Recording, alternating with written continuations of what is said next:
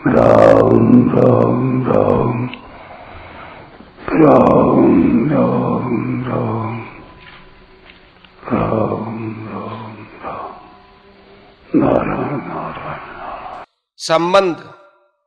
पूर्व श्लोक में अर्जुन ने स्वजनों को न मारने में दो हेतु बताए। अब परिणाम की दृष्टि से भी स्वजनों को न मारना सिद्ध करते हैं। निहत्य धार्तराष्ट्रान्न का प्रीति स्यात् जनार्दन पापमेवाश्रयेदस्मान् हत्वैतानाततायिनः। हे जनार्दन, इन धृतराष्ट्र संबंधियों को मारकर हम लोगों को क्या प्रसन्नता होगी? इन आताइयों को मारने से तो हमें पाप ही लगेगा। व्याख्या।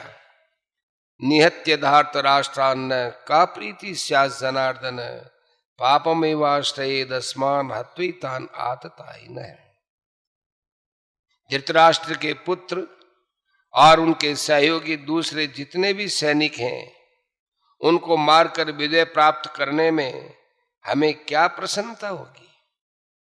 अगर हम क्रोध अथवा लोभ के वेग में आकर इनको मार भी दें तो उनका वेग शांत होने पर हमें रोना ही पड़ेगा। अर्थात क्रोध और लोभ में आकर हम क्या अनर्थ कर बैठे, ऐसा पश्चाताप भी करना पड़ेगा।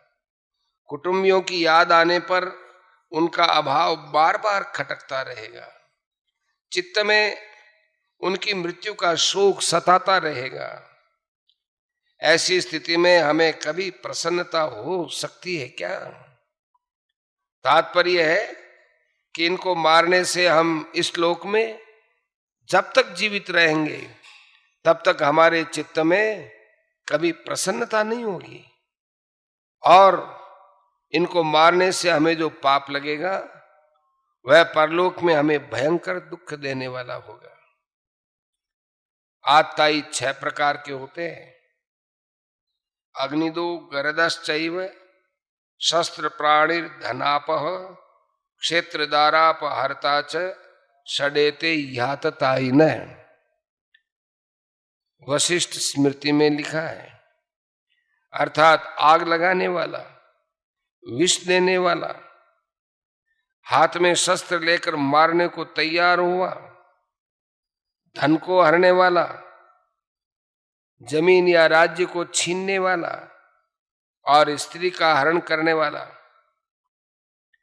दुर्योधन आदि में ये 6 लक्षण घटते हैं। इन्होंने पांडवों को लाक्षागृह में आग लगाकर मारना चाहा। भीमसेन को जहर खिलाकर जल में फेंका था। हाथ में शस्त्र लेकर वे पांडवों को मारने के लिए तैयार थे। द्यूत क्रीड़ा में छल कपट करके इन्होंने पांडवों का धन और राज्य हर लिया था। द्रौपदी को भरी सभा में लाकर दुर्योधन ने मैंने तुझे जीत लिया है, तू मेरी दासी हो गई है आदि शब्दों से बड़ा अपमान किया था।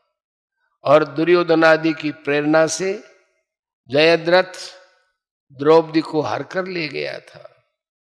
शास्त्रों के वचनों के अनुसार आत्ताई को मारने से मारने वाले को कुछ भी दोष नहीं लगता। नातताय वधे दोषो हंतुर्भवति कश्चन। मनुस्मृति के 8वें अध्याय के 351वें श्लोक में बात लिखी है। परंतु आत्ताई को मारना उचित होते हुए भी मारने की क्रिया तो अच्छी नहीं है ना। शास्त्र भी कहता है कि मनुष्य को कभी किसी की हिंसा नहीं करनी चाहिए। न हिंस्यात् सर्वा भूतानि, हिंसा न करना परम धर्म है। अहिंसा परमो धर्म है। अतः क्रोध लोभ के वशीभूत होकर कुटुंबियों की हिंसा का कार्य हम क्यों करें? आतताई होने से ये दुर्योधन आदि मारने के लायक ही है, परंतु अपने कुटुंबी होने से इनको मारने से हमें पाप लगेगा, क्योंकि शास्त्र में ये कहा गया है कि जो अपने कुल का नाश करता है वो अत्यंत पापी होता है। स एव पापिष्ट तमो लोके यह कुर्यात कुल नाशनम। अतः जो आत्ताई अपने खास कुटुंबी हैं उन्हें कैसे मारा जाए?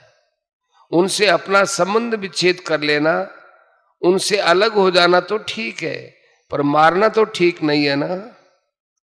जैसे अपना बेटा ही आत्ताई हो जाए तो उससे अपना संबंध हटा लो, पर उसे मारा थोड़ा ही जा सकता है। संबंध पूर्व श्लोक में युद्ध का दुष्परिणाम बताकर अब अर्जुन युद्ध करने का सर्वथा अनौचित्य बताते हैं। तस्मान्नार्हा वयं हन्तुं धार्तराष्ट्रान् स्वबान्धवान् स्वजनं हि कथं हत्वा सुखिनः स्याम माधव। इसलिए अपने बांधव इन धृतराष्ट्र संबंधियों को मारने के लिए हम योग्य नहीं हैं, क्योंकि हे माधव, अपने कुटुंबियों को मारकर हम कैसे सुखी होंगे? व्याख्या तस्मान्नार्हा वयं हन्तुं धार्तराष्ट्रान् स्वबान्धवान्। अभी तक पहले अध्याय के 28वें श्लोक से लेकर यहां तक मैंने कुटुंबियों को न मारने में जितनी युक्तियां दलीलें दी है, जितने विचार प्रकट किए हैं, उनके रहते हुए हम ऐसे अनर्थकारी कार्य में कैसे प्रवृत्त हो सकते हैं? अपने बांधव इन धृतराष्ट्र संबंधियों को मारने का कार्य हमारे लिए सर्वथा ही अयोग्य है, अनुचित है। हम जैसे अच्छे पुरुष ऐसा अनुचित कार्य कर ही कैसे सकते हैं? स्वजनम ही कथम हत्वा सुखिन श्याम माधव। हे माधव, इन कुटुंबियों के मरने की आशंका से ही बड़ा दुख हो रहा है, संताप हो रहा है, तो फिर क्रोध तथा लोभ के वशीभूत होकर हम इनको मार दें तो कितना दुख होगा? उनको मारकर हम कैसे सुखी होंगे? यहाँ ये हमारे घनिष्ठ संबंधी हैं, इस ममता जनित मोह के कारण अपने क्षत्रियोचित कर्तव्य की तरफ अर्जुन की दृष्टि नहीं जा रही है। कारण कि जहां मोह होता है वहां मनुष्य का विवेक दब जाता है। विवेक दबने से मोह की प्रबलता हो जाती है। मोह के प्रबल होने से अपने कर्तव्य का स्पष्ट भान नहीं होता।